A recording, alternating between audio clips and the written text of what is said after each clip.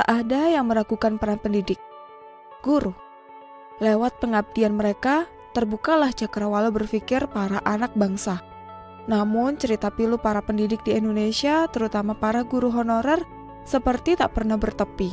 Seperti yang dialami oleh salah seorang guru honorer di Kabupaten Serang. Meski telah lolos seleksi pegawai pemerintah dengan perjanjian kerja atau P3K sejak Desember 2021, beliau dan ribuan guru honorer lainnya belum juga menerima SK dan gaji. Karena kondisi ini, beliau mengaku bahwa dirinya sampai terlilit utang untuk memenuhi kebutuhan sehari-hari. Ekspektasi menjadi tenaga pendidik P3K agar dapat mencukupi hidup justru dibalas dengan ketidakpastian nasib kapan akan menerima gaji dan SK. Dalam hari-harinya pun, beliau terpaksa hanya makan nasi dengan bertabur garam.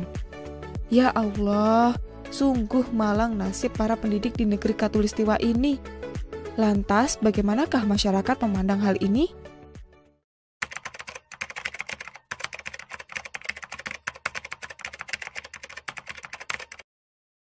Ya, intinya seperti pegawai negeri sipil ya, tetapi untuk di hari tua mereka tidak mempunyai tunjangan gitu, dan sistemnya itu kontrak, dan kontraknya itu biasanya diperpanjang per 5 tahun jika memang diperlukan kembali, seperti itu secara singkatnya, Mbak. P3K ini merupakan solusi ya dari pemerintah untuk mengangkat guru honorer atau tenaga honorer, yang mana kan sekarang sudah tidak dibuka untuk PNS ya. Yang menjanjikan buat guru ya, walaupun tidak ada bekal buat masa tunjangan tua, cuma terkadang miris gitu ya, guru PAI, guru agama ya, untuk P3K itu tidak sepertinya bukan tidak dipandang ya, emang nyatanya tidak ada di situ gitu. Cuma kalau untuk selain guru agama di situ emang ada gitu.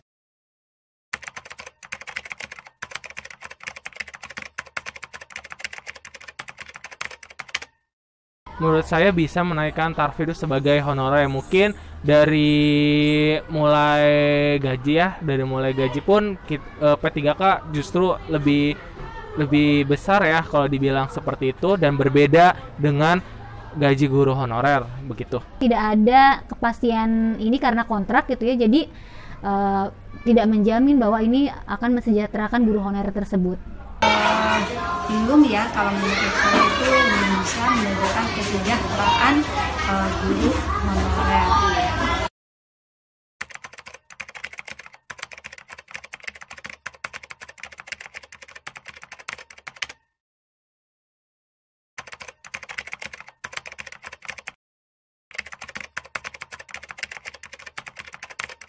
Ya gimana ya, mungkin kecewa pasti ya dengan pemerintah.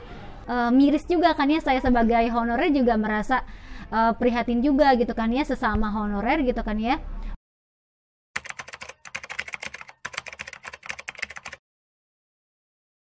Menurut saya sebagai orang tua kedua ya di luar rumah, dan guru itu tugasnya hanya tidak mengajar tetapi membimbing dan sebagainya. Seorang pendidik itu kan mulia banget gitu kan ya, yang mana beliau ini mencerdaskan anak bangsa.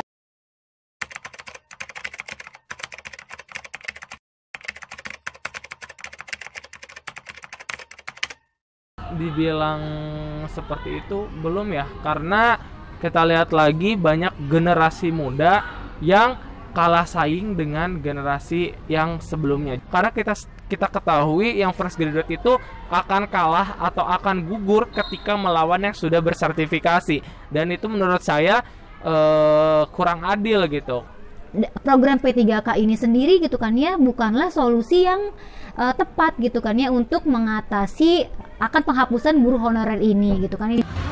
Karena masih banyak guru yang belum sejahtera ya. Belum, kalau dari P3K melihat tadi berbagai banyak kekurangan, permasalahan yang terjadi begitu, jadi belum bisa lah mengatasinya.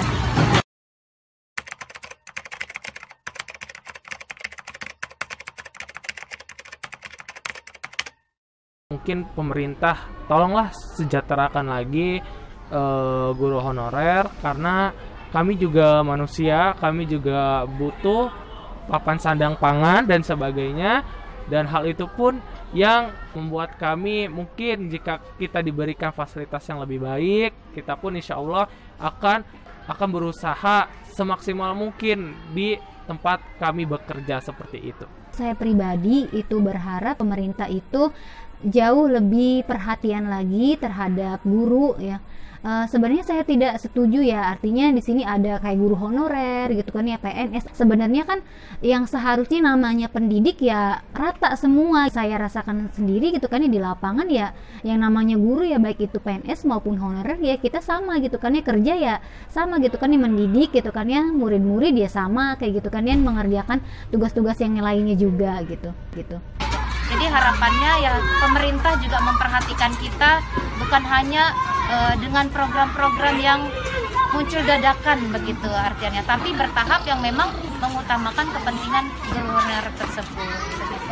Kalau untuk berharap sih ya kita pengen gitu ya, berharap sih besar. Cuma kita tidak boleh berharap sama manusia ya, tapi kita berharap sama yang di atas. Semoga Allah semoga jadi dibukakan pintu hati pemerintah gitu kan, agar memperhatikan nasib guru yang masih honorer gitu kan, yang masih belum sejahtera. Ya bukannya pengen diperhatikan intinya mah gitu ya, tapi setidaknya dipandang atau dilihat gitu. Tak sedikit yang bernasib sama seperti salah satu guru honorer di Kabupaten Serang, Banten ini. Lalu, bagaimanakah pandangan Ustazah terhadap hal ini? Sebelum kita simak pendapat beliau, jangan lupa like, komen, dan share video ini. Bicara nasib guru honorer di negeri ini seakan-akan tak pernah ada ujungnya. Dengan adanya formasi baru pada ASN, yaitu PNS dan P3K atau pegawai pemerintah dengan perjanjian kerja, tak juga mampu mewujudkan harapan mereka untuk mendapatkan gaji yang layak, walaupun para guru honorer tersebut telah lolos seleksi P3K. Pengabdian mereka dalam mendidik generasi bangsa yang tak perlu diragukan seringkali tak sepadan dengan gaji yang mereka peroleh. Pun dalam mekanisme perolehan gaji yang terkesan menyulitkan dengan segala persyaratan yang harus mereka penuhi. Pemerintah akan selalu gagal menyejahterakan guru honorer selama kapitalisme sekulerisme masih menjadi rujukan dalam mengatur urusan rakyat, termasuk dalam urusan pendidikan. Sumber penggajian para guru honorer yang masih comot sana, comot sini, alias tidak jelas dari mana sumbernya, berdampak pada tertundanya pemberian gaji kepada mereka selama berbulan-bulan. Jika selama berbulan-bulan mereka tidak mendapatkan gaji, bagaimana kita berharap para guru tersebut akan optimal dalam membimbing para siswanya? Inilah bukti bahwa kapitalisme tidak berpihak pada lahirnya generasi terdidik dengan penyelenggaraan sistem pendidikan yang berkualitas oleh negara. Sedangkan dalam sistem pemerintahan Islam khilafah, aspek pendidikan sangatlah diperhatikan. Bahkan pendidikan termasuk kebutuhan dasar bagi siswa, baik dari kalangan orang yang punya, berada, ataupun dari kalangan orang yang tidak berpunya, tanpa terkecuali, dan itu harus dipenuhi oleh negara.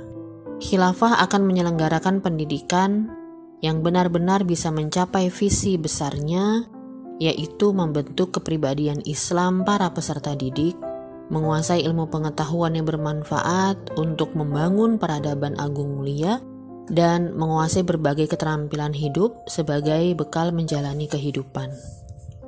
Berdasarkan hal ini, maka amatlah penting menyelenggarakan pendidikan berkualitas. Dalam Islam, pengaturan pembiayaan aspek pendidikan sepenuhnya adalah tanggung jawab negara, termasuk gaji para guru. Negara khilafah dengan baitul malnya akan menempatkan gaji guru pada pos pengeluaran yang bersifat tetap. Artinya, mau tidak mau, ada tidak ada, di baitul mal harus selalu tersedia dana untuk pos pengeluaran tersebut. Pengeluaran pada pos ini berasal dari dua sumber pemasukan. Yang pertama, harta milik negara berupa fai, kharaj, jizyah, dan doribah. Dan yang kedua, harta milik umum seperti tambang minyak dan gas, hutan, laut, dan hima atau milik umum yang penggunaannya telah dikhususkan. Tidak akan terjadi penunggakan gaji guru berbulan-bulan ketika negara memberlakukan sistem Islam secara kafah. Sulit didapati ada guru yang nyambi jadi ojol atau kerja sampingan lainnya yang akan mengganggu fokus para guru dalam mendidik siswa. Khilafah telah terbukti mampu menyejahterakan para pendidik dengan memberikan gaji yang layak, sepadan dengan jasa yang mereka curahkan untuk dunia pendidikan. Pada masa kekhilafahan Umar bin Khattab, gaji guru yang saat ini selevel guru TK saja setara 63 juta rupiah lebih. Masya Allah, fantastis bukan? Guru adalah pahlawan tanpa tanda jasa yang juga berhak untuk sejahtera.